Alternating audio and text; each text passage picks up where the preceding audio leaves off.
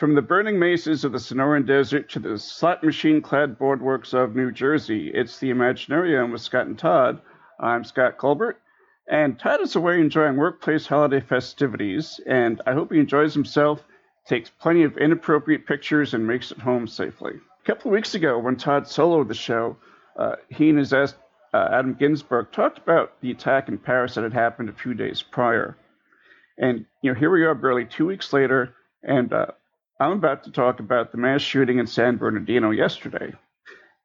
And people seem to be so focused on whether it was a terrorist attack, what the color of the shooter's skin was, and a host of other things, they seem to forget the most important thing of all: how to stop this shit from occurring. And regardless of what you think happened yesterday, there's going to be a website or news outlet that will reinforce what you think. Terrorist attack? There's a site for that. Random violence, there's a site for that. A false flag to divert attention away from some nefarious government plot, there's even a site for that. And a YouTube channel as well. I know, because I saw it. And the internet holds all of these things in its collective maw like a crazed pelican, which is a good segue into today's show.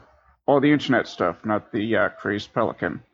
And we're going to talk about the internet, social media, and the good and bad that arises from it.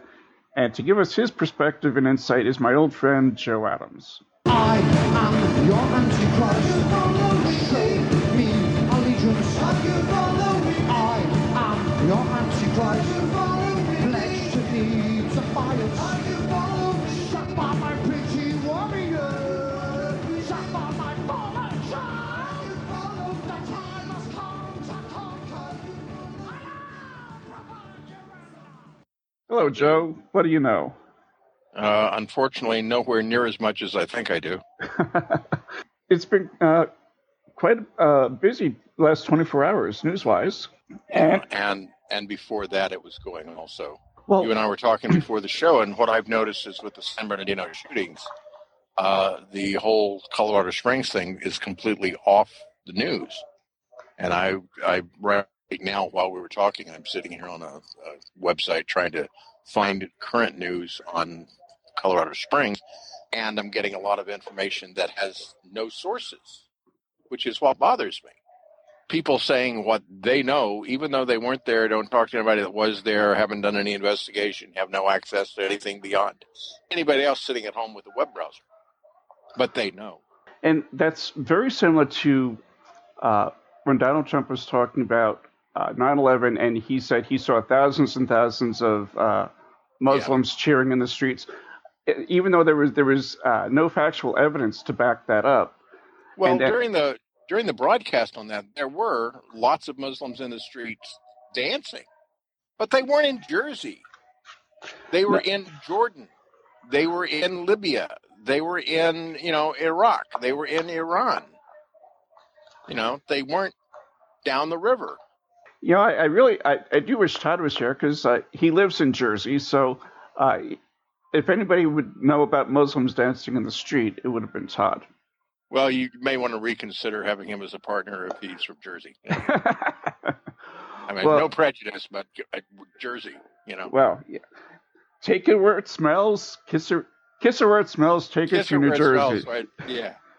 The old George Carlin line that I fucked up. Anyway, well, before we get into what's been going on, you and I have been around the block a few times, and I'm getting dizzy.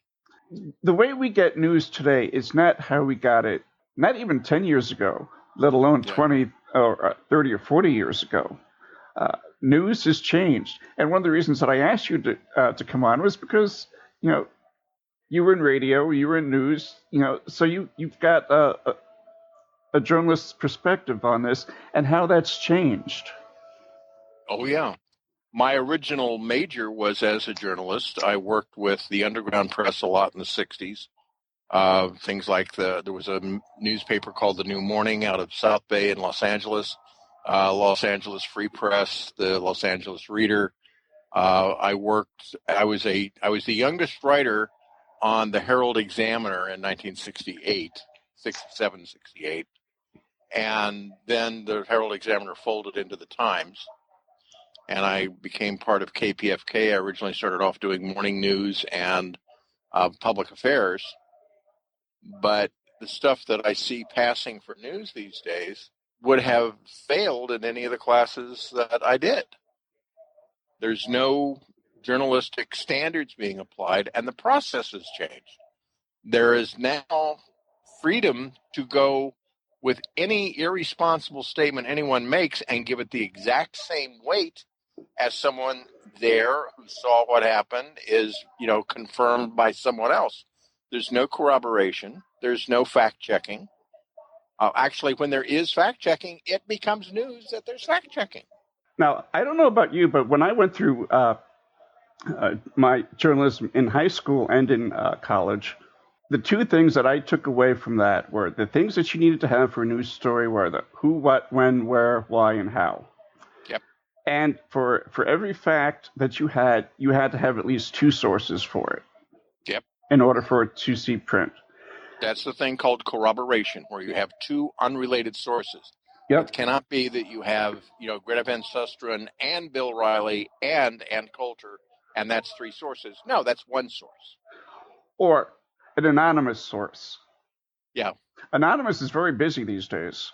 Oh, Anonymous is everywhere. I'm surprised they have time to eat.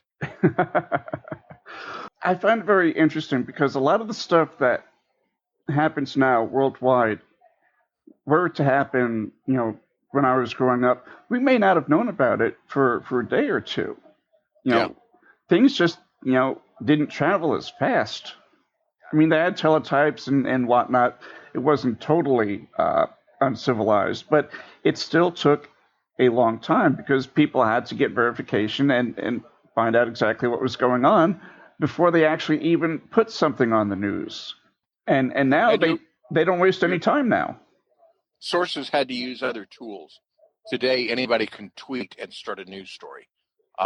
Something goes on, and it's reported in seconds on the other side of the planet. Yep. When I was being trained, our sources, for example, if I was getting information from Paris, either I had to have access to a radio from Paris. Television broadcasting from Paris was incredibly primitive. You did not have anything other than teletypes. You had, I'm trying to think of what they called it, cables. You would get cables where suddenly you had a glorified telegram, sent from a keyboard somewhere else.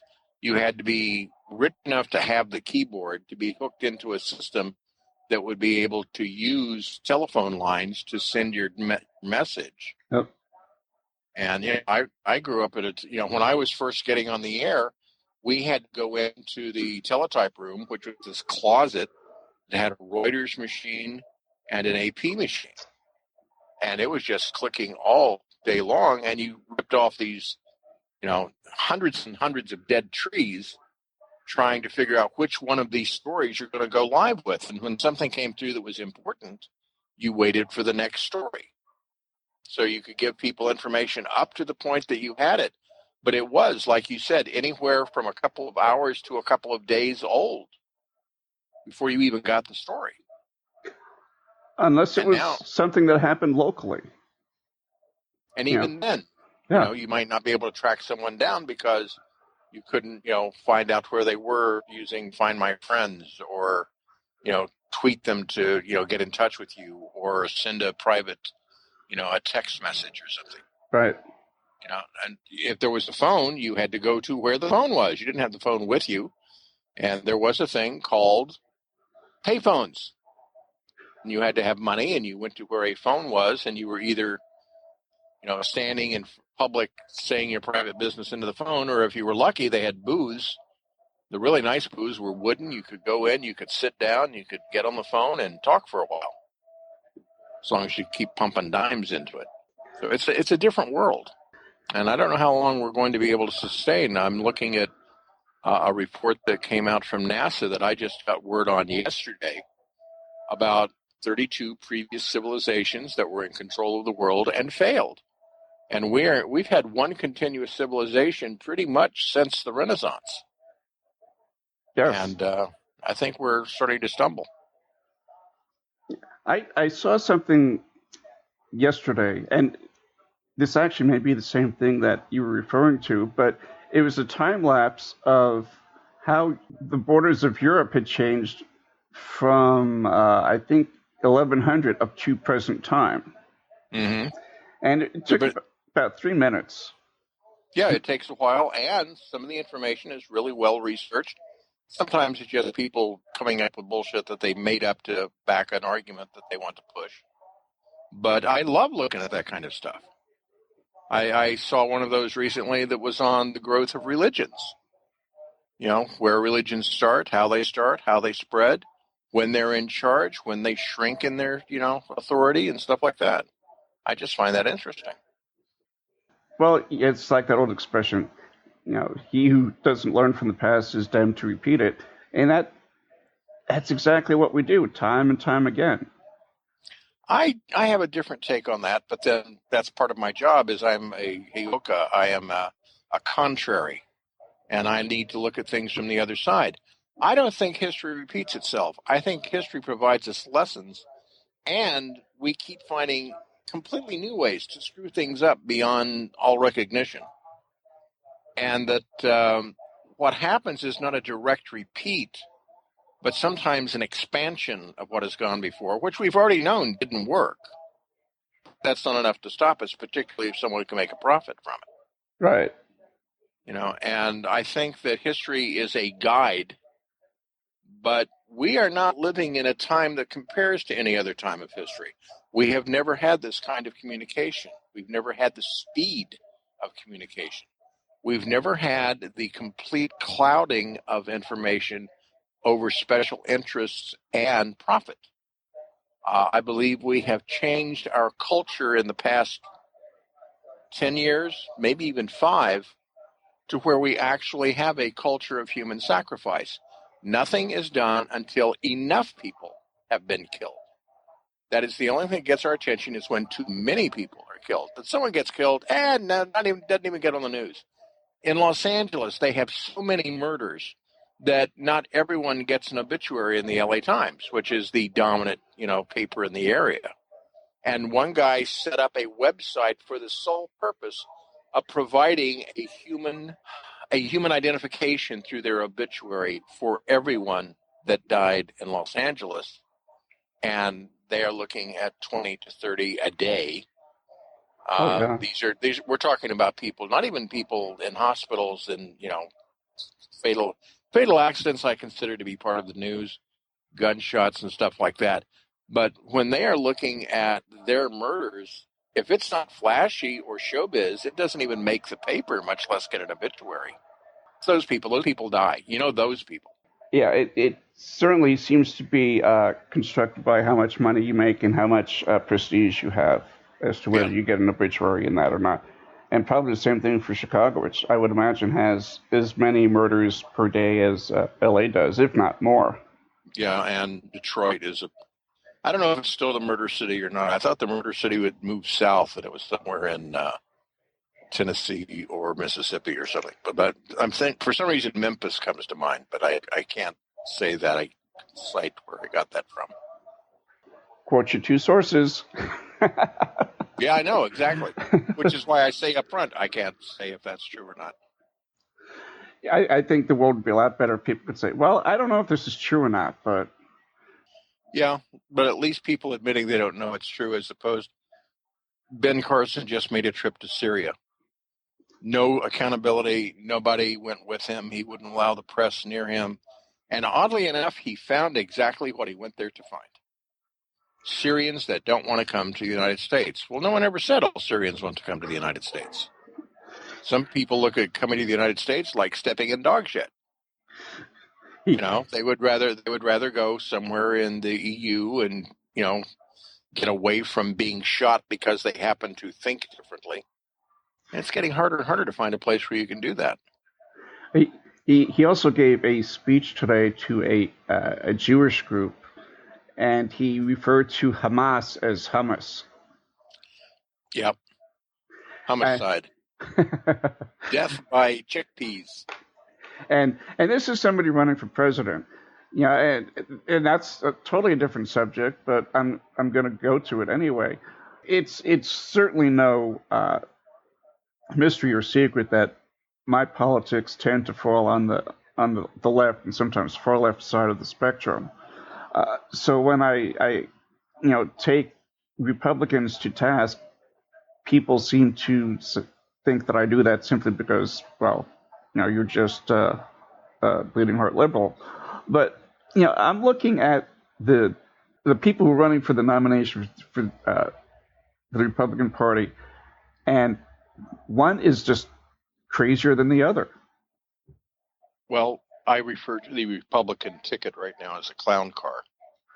And that's exactly what it is. And you've got Ben Carson, who how he became a neurosurgeon. I'm not sure, because he has to be one of the dullest knives in the tool shed, or in the drawer, I should say. He got a lot of support simply because Republicans were very thrilled at having a black man. And I still think that the Republicans are going to savage him the way they did Herman Cain.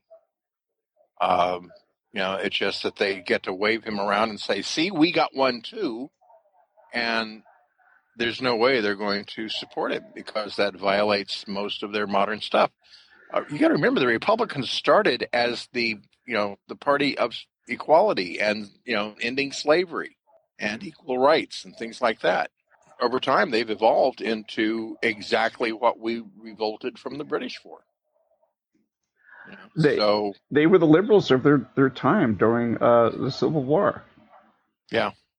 The Democrats were far more conservative, and you're right. And over time, obviously, that has shifted, and they became polar opposites of what they were. But they still like to bring that up. Well, the Republicans, were the ones that wanted to end slavery, but forgetting, what the notion of a Republican was at the time. Republican was a troublemaker. Yeah, and I just find it so fascinating that that's the best that they could come up with. And what the Republicans are finding out, at least with Ben Carson, is just because he's black doesn't mean he's going to get a lot of support from the black community, which is what I guess they were thinking. I'm not sure. Yeah. But when he says some really stupid things time after time, and I'm not just picking on Ben Carson, because I can say that about any of them. Marco Rubio, Ted Cruz, Jeb Bush, Donald Trump. What bothers me is as Christie is emerging as the voice of reason in the Republican Party. And it's like, oh dear. I mean, in the last round of elections, in the 2012s, my favorite comedian these days has been Louis Black. And he said, we're in trouble when you have to ask, did the rape candidate win? And then they have to say which one. Because we had some incredibly stupid comments about rape going on. Oh, I remember those. That's not to say that the Democratic side is that its flaws either. Oh, my thing is like, if I were to call the next election, I see Ben Carson as dividing the left and Trump and his people dividing the right. And I don't think anyone can call the election, because neither side is offering something solid that everyone can get in on. Everything is composed on creating an enemy and selling fear of that enemy. And it doesn't matter if it's Democrats or Muslims or Catholics or, I'm still hearing anti-Jew and anti-Catholic stuff all over the place. And it's like, oh, people, read a book, move into the 21st century. We have all new people to hate. Yeah, and when the Irish and the Italians immigrated over, they weren't generally looked at very fondly either. No, they weren't. And people try to equate Irish indentured servitude with black slavery. Well, the Irish did not have their history removed, their name removed. They were not subject to the lynchings and mutilations of the property, slaves. Did they get lied to? Yes, they got lied to. They came to this country. They told they'd be working for 7 years, and they got held for 12. They still knew They were Donnie McConicle from County Clary, and they knew who their grandparents were, and they knew what piece of land that their generation had lived on. They had some connection to their culture. They were not brought over, and the ideal slave was always a child. If you can get a young man, a young woman, and indoctrinate them as to how they are supposed to be in the world, they will live that out. And, right now we're running to a thing where what has worked for generations with people say white privilege. I don't know. I don't feel very privileged these days, but I also don't have to be terrified that I might get shot if I get pulled over. Oh, exactly. The odds are pretty much against that. Getting back to what we were talking about earlier and the way things have changed as far as the way we intake news, and I think we may have talked about this last time we were on the show, there has to be some kind of damage psychologically from being in a constant barrage of news and not really being able to get away from it. Well, you can get away from it. I do it periodically. Is I'll just turn off my browser and I will give myself X number of hours that I'm not allowed to check Facebook. I will take a little tiny mental vacation. I think that's necessary sometimes. But you're right. I mean, it is so saturated, and people are doing the promotional work of social channels where they are the ones saying, "Oh, did you hear?" And then they repeat whatever they heard. And it's like, well, you can't fault them for repeating what they heard, but that doesn't make what they heard legitimate. I find a lot of people confuse the lawyer skill, the ability to create an argument with the validity of the argument. Mm-hmm. Because, the great thing with lawyers is, in court, them saying, isn't it possible that, maybe it's possible that pixies came up from my garden and pissed all over your cupcake. I don't know, but the odds are not very good in that direction. Right. Well, and that's where the political memes are born from. And it's funny. It's something that Todd has ranted about on the show and on his Facebook page about how people just blindly post these political memes that they agree with, and not even checking to see if they're accurate or not. And I've been guilty of that also. And I posted false stuff. And I've done that too. And until Todd started talking about that, I didn't think twice about it. Now, every time I see a political meme that I want to share, I think, would this meet Todd's test? And it's actually kept me from posting probably 90% of the political stuff that I've wanted to. Because that's the thing about Facebook. If you see a political meme that you don't like, you can wait 5 seconds and you'll find one that you'll agree with. Yeah. And I have tried to, my own personal struggle, and people miss the fact jihad does not mean religious war. Jihad actually means personal struggle. Every day we have jihad to fight what the Muslims call nef, our lower self, our baser instincts, our personal viewpoint and reason for saying what we say. But my struggle is to, when I find myself posting something and it's wrong, that I get that taken care of. One of the things that you kind of alluded to off of recording was having friends who are that's on the other side of the political spectrum, or on the other side of the spectrum, period, in regards to everything that you believe and they believe. It's becoming increasingly more rare, at least from what I've seen and experienced, that actually happens anymore, where you can be friends with people that you disagree with on politics or religion or whatever the case may be. I've seen people, and I've done it myself, drop friends off of Facebook, unfriend them, or unfollow them on Twitter, or whatever the case may be, because of their beliefs. it never used to be that way. I mean, I remember growing up, and even in my 20s and 30s, and maybe even my early 40s, uh, knowing people who I disagreed with on politics, but we could still be friends.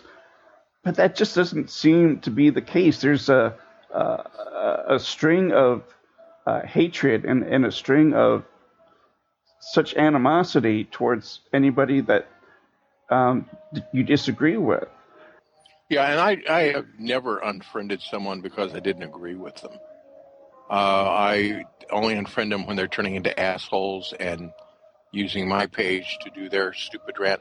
And there is a thing that has always been there, but it's become much more pronounced lately, where everything proves their point.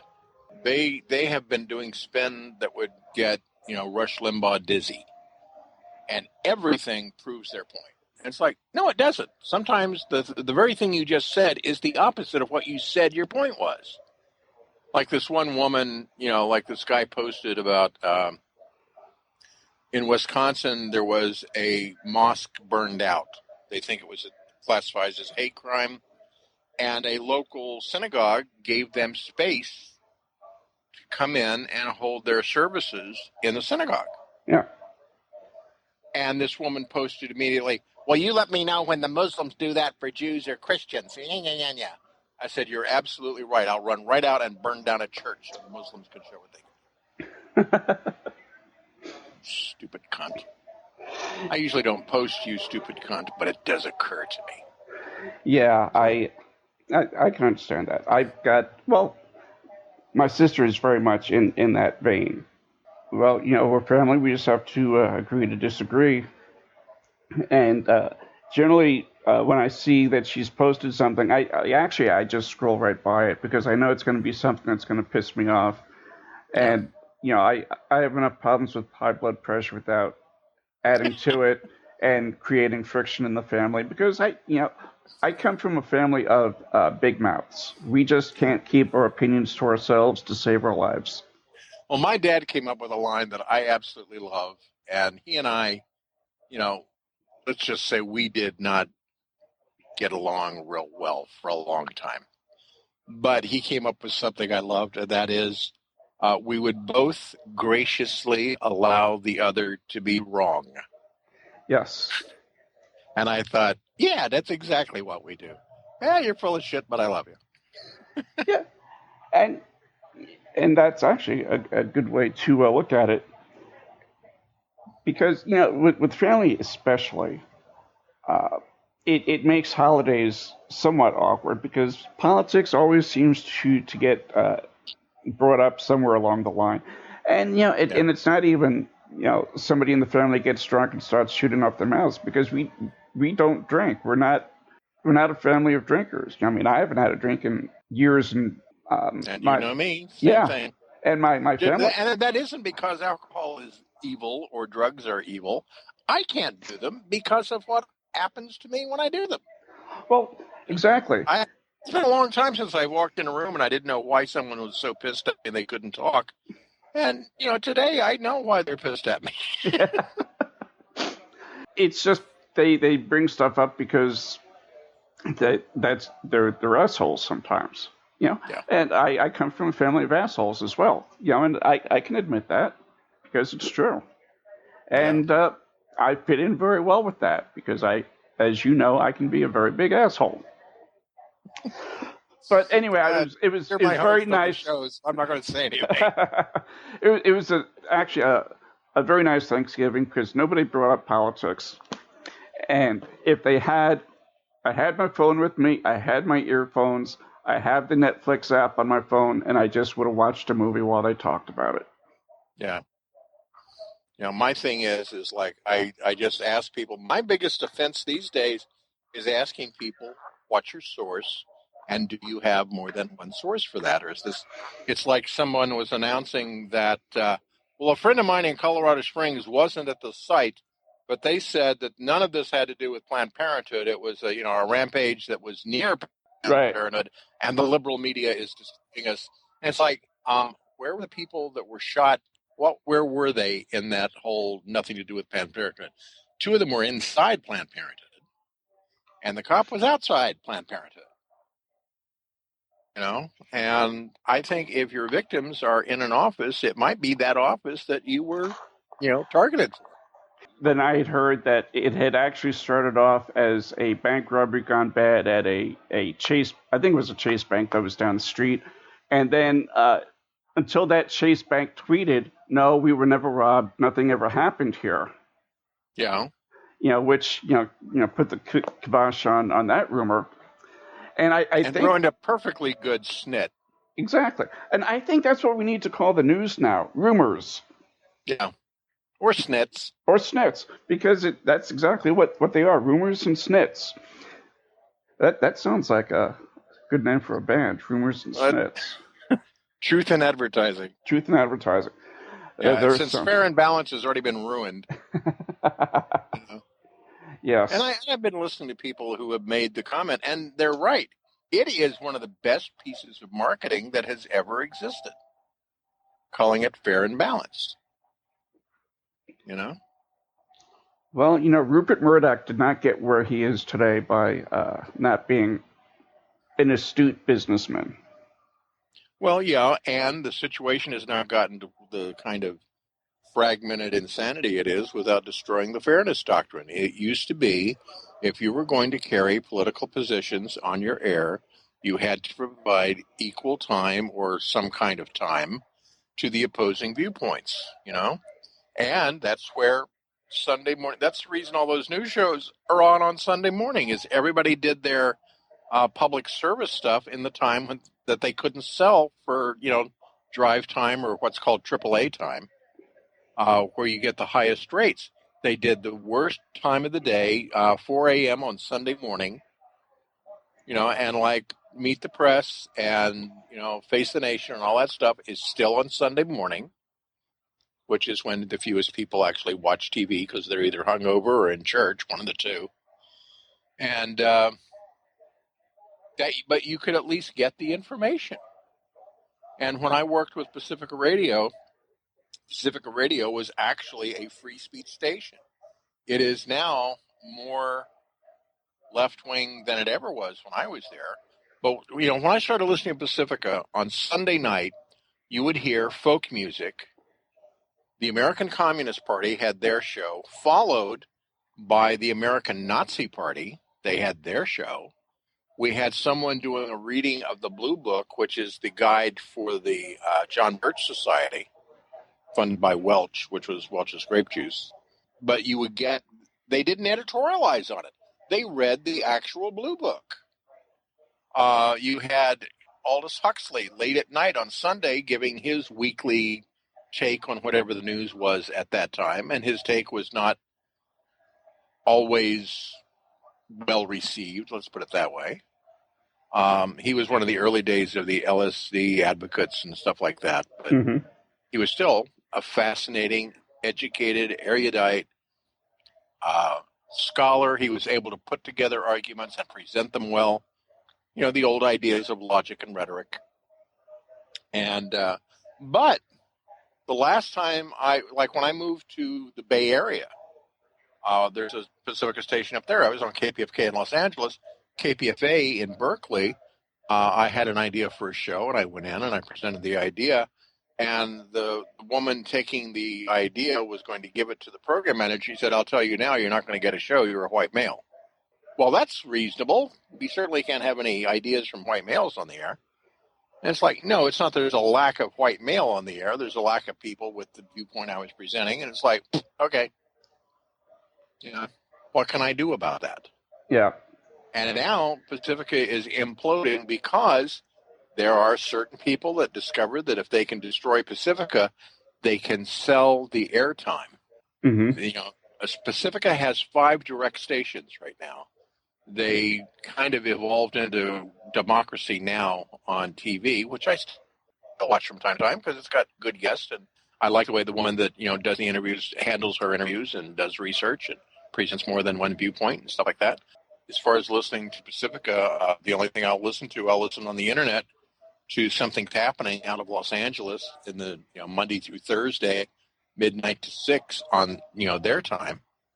And that's Roy Tuckman. I was his first engineer. I mean, when he went live, I was the person that ran the board until he could learn how to run the board for himself. And he did. And he's been doing it ever since. And my God, he's been on the air for like 45 years now. And he does real, not even leftist, he just does real niche viewpoint things. Terrence McKenna, Alan Watts, Krishnamurti, information from different political groups.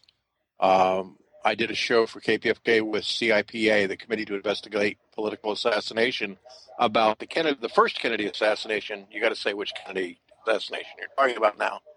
That kind of stuff I like listening to. But the rest of the time, if I'm not already clued in and committed to the political position of the show, it does nothing to give me information. There's no entry access. Exactly, yeah. There's no way to find out, here is a topic you may not know about. Here's a book to give you some background on it. Here are a couple other places to check. They just start on about, they're screwing us again. It's like, who is, what do you mean? What's the again? What happened before? And if you don't know, they certainly don't have time to illuminate you. That's not their job. And it's like, actually, that's exactly your job. The thing that is the most disturbing to me is I don't see solutions. I don't see anyone coming up with a solution. I was told tonight that Ben Carson was right. We should wipe Muslims off the face of the earth. And it's like, oh, yeah, that's always worked well in the past. There's been a thing going on in the last 5 days. Everyone I know is having trouble sleeping. Everyone I know is having serious problems getting sleep or having bad dreams. And I have a theory about this, which is, as if you needed another reason to think I'm out of my goddamn mind, I don't believe in time. I think that when an event happens, it sends out ripples, like dropping a stone in a pond. But the ripples that come after it are called memory, and no one, really has a problem with you remembering something that happened. When you are sensitive or have reduced denial capability, that when it happens, you will get echoes of it before it happens. Psychiatrists call it being hypervigilant. Right. And the people, to me, usually the hypervigilant people I deal with are usually artists in one form or another, either graphic arts, comic, illustration, pottery, writers, poets, musicians, things like that. But suddenly everybody's having trouble sleeping at the same time, which to me indicates there's something coming. To me, it can be up to and including, a dirty bomb or an actual nuclear detonation. Since the 1940s, people have put out in various forms the idea of sending components for a nuclear bomb into a target area independently as modules, and then someone assembles it at the location. And in the 1940s, that was just part of a anti-nuke thing that said the United States needs to make its nuclear information available internationally and subject to international supervision, which we said poo-poo to, and then the Soviets showed up with it because they had information from our nuclear program, and they had people that knew how to do math. That was the big threat, is they had actual scientists that could do the math. And then they got their nuclear weapon, and it was suddenly a panic. And then in the 1960s, Steve Canyon, the comic strip by Milton Caniff, Steve Canyon did a storyline where China was smuggling nuclear components into an American city to be assembled, and he got investigated by the FBI. It's like, it was from 20 years before, bozo. Actually, 15 years before. And I found a old radio theater presentation on that idea of bringing in a component bomb and assembling it at the site and not having to worry about shipping a bomb somewhere. A bomb would be easy to find, identify, and ship. But if you get these little pieces of metal there and those little pieces of metal there and all that. So when people were complaining about Iran bringing in things that could be used for a bomb, that made perfect sense to me. So I think that is where my thinking has gone, but that does not mean I'm correct. That just means Joe's crazy. It's like, hey, I can deal with Joe's crazy. Well, you hit on something that I've thought about, which is there nobody is offering solutions. What I've heard, I was thinking about this because on the news last night, Sheriff Joe Arpaio, Maricopa County Sheriff here, said that if everybody was armed, you have an obligation to try and take out the shooter to save yourself and the others around you. My problem with this is a fairly simple one. You have highly trained people in the Army, in the Navy, Air Force, Marines. You've got snipers, you've got Rangers, you've got Navy SEALs, and all of them at one point or another have been subject to friendly fire, either succumbing to it or causing it. Mm-hmm. And these are highly trained soldiers that make mistakes.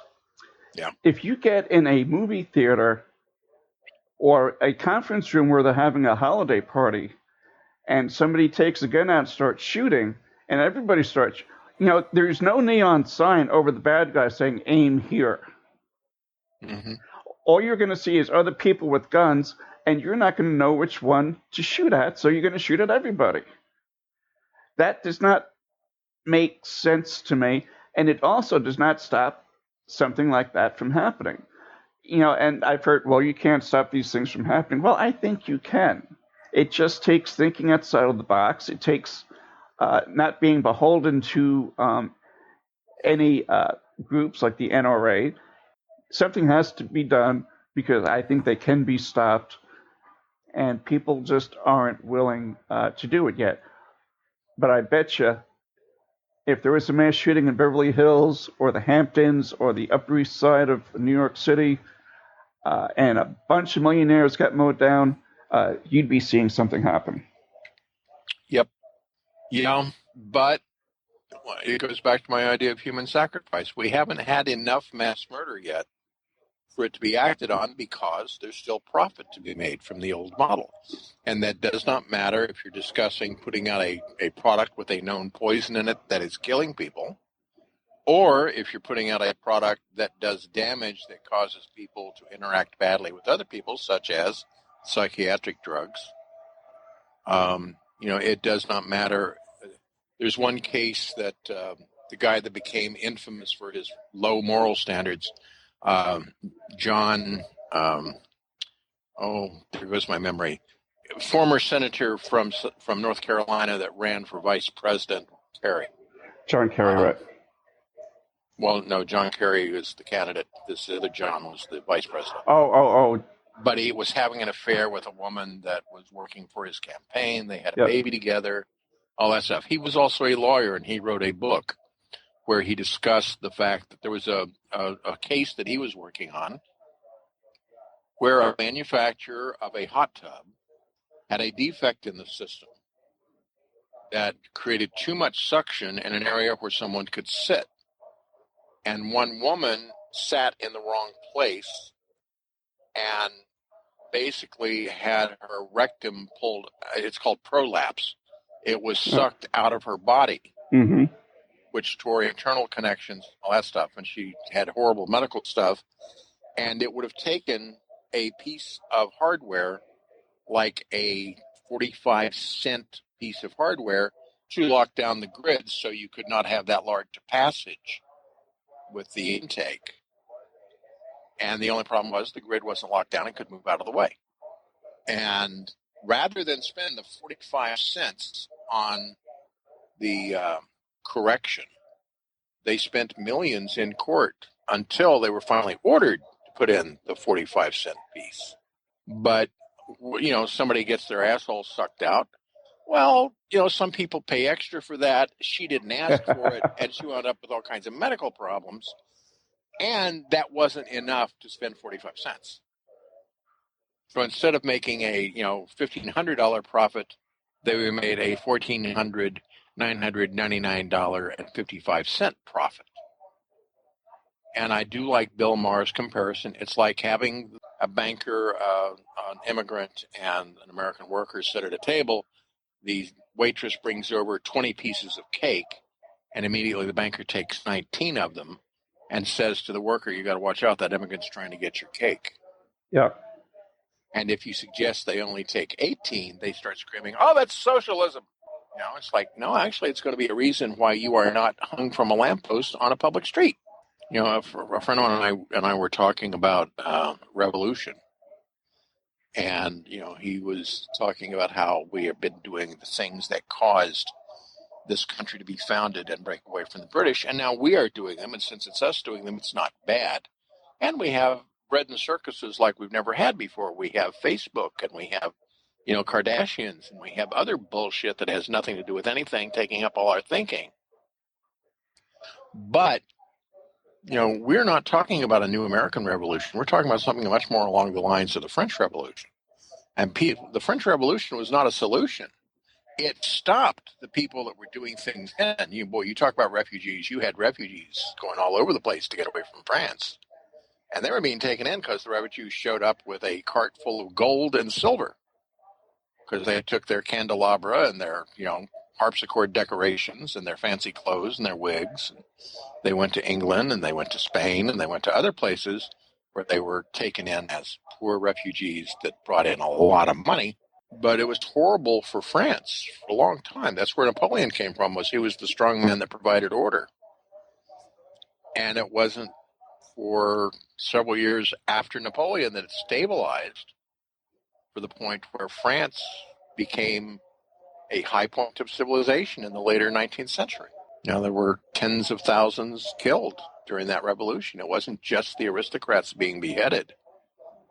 There was anyone that had an old grudge that wanted to accuse someone of being an aristocrat or a sympathizer. That was even worse. And it's like, we're getting very close to that. And we have an armed population that can do something about it. And I really don't want to jinx it by saying it out loud, but some friends and I were talking, and we are so damn amazed that there hasn't been an assassination attempt on Obama. And I need to add the word yet. Because, he's a lame duck. I mean, all he can do is what he does in the next, year. But, this is a level of progress. The absolute insane lies that have been told. There was a thing that showed up on one of my Roku channels of this guy talking about how Obama is not from Kenya. He's from Mozambique. And I also found one saying he's from Madagascar. And any, crack brain, and that used to mean broken brain. Now it means crack. It means drughead. But, anybody could come up with that kind of shit. I mean, when Kennedy was killed, I was watching the guy that started this whole controversial confrontational interview technique. His name was Joe Pine. And he worked with Metro Media TV long before Fox. And he had a guest one night, this old man that was swearing. He was in Dallas. He was at Dealey Square. And he saw Lyndon Johnson assassinate John Kennedy from the steps of the school book repository with 2 6-guns. And that he shot Kennedy from behind. He was on equal footing with Bessie, the space lady, who was trying to get spare change to repair their flying saucer so she and King Jackie could go back to their planet. And, he had people like Dick Gregory on. He had people like Malcolm X. He had people, George Lincoln Rockwell, the head of the American Nazi Party at the time. The head of the Ku Klux Klan before David Duke.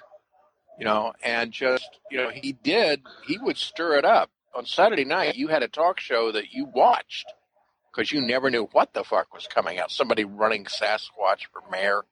I've heard crazy crap from the get-go in the early 60s. But everyone has their own, like, you had said earlier, everyone has their own channel of craziness that they can tune into and be empowered by. Exactly. I don't care what your, crack brain attitude is or what your idea is, you'll find someone that'll go for it. You'll probably find people crazy enough to agree with me that people who are sensitive can start detecting things before they happen. I have friends that are hardcore scientists that go, well, that's not reproducible and you can't prove it with science and blah, blah, blah. And it's like, that's fine.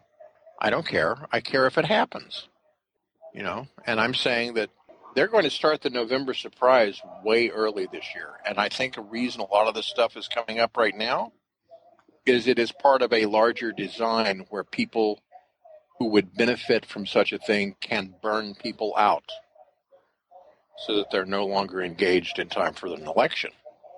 I do not believe elections don't change anything. Obama's election changed a lot of stuff, just not the way we had all hoped. But I think that by the time they get to the election, there's a news story today of an 11-page memo from the upper echelons of the Republican Party preparing for Donald Trump being the candidate. And it's like, oh, why don't we just go full out and come up with, we do not need a historical strongman to pull us out of the problem we're in. We're going to get more people fed into the machine and sacrificed in favor of an ideology. And the people that want to get all Muslims exterminated from the planet, I don't think they know any Muslims. I got a guy I'm working with right now who is old school Sunni. And that doesn't mean he wants to go out and kill people. He wants to live his life. And I think the thing that made him actually start listening to what I had to say was in the part of my class I do every week. I said that, one of the things that drives me is the concept from Islam. And that is, inshallah, if God wills it. That's a guideline a lot of Muslims use every day. Their jihad is to wake up and be a good person, to take care of their community, take care of their family, do their job, be honest in their dealings. People are able to create a new villain, so they love it. And since they dress differently, they're already marked out in public. If they are wearing a hijab or a kafia or anything else, they're easy to spot. It was almost like hating Japanese during World War II, because you could see, oh, well, they're Asian. Well, no, they're Korean. Well, they look Japanese. They shouldn't look Japanese if they don't want me to hate them. And there are articles on how to tell the difference between our friends, the Chinese, and the enemy Jap. And now we have a thing where you can't use those words. I saw a version of a John Wayne World War II movie where the word Jap had been bleeped. Yep. And it's like, why in the hell do you think you're presenting a picture of that war if you don't include? That was part of the manipulation. And you know what? Japanese people in charge and the things they were doing, pretty goddamn horrible. That doesn't mean every single person in that country went with it. The vast majority of any country just goes along with whoever's leading. Well, they know more than I do, so they must be right. Or they can put me in prison if I don't do it, so they must be right. Well, I think that will be a good place to end that. And I can tell you at least one thing that I know for sure about the shooting in San Bernardino yesterday. Bill and Ted probably were not involved in it. On that note, what are you working on lately? I have a personal challenge. I have a book that I'm trying to do revisions on, and I'm having trouble getting editors to edit because it's a book in 5 sections, and it has to do with 12-step recovery. It's going to come out without my name on it, obviously. But it's got sections for a newcomer, sections for a sponsor, sections on the 12 steps, where they came from, how to work them, a historical research section, and another section on spirituality. And I got 3 of the 5 done. I'm almost through with the 4th, and I still haven't gotten any editing on the first 3 sections I've sent out. So I got a hold of another editor and said, apparently this isn't getting done. Are you willing to do it? And he said, yes, he would. Right now he's stage managing a play, and as soon as he gets off of stage managing the play, he'll do the editing. So that book should be ready to go in January. I wanted it out in October. You may have noticed that didn't happen.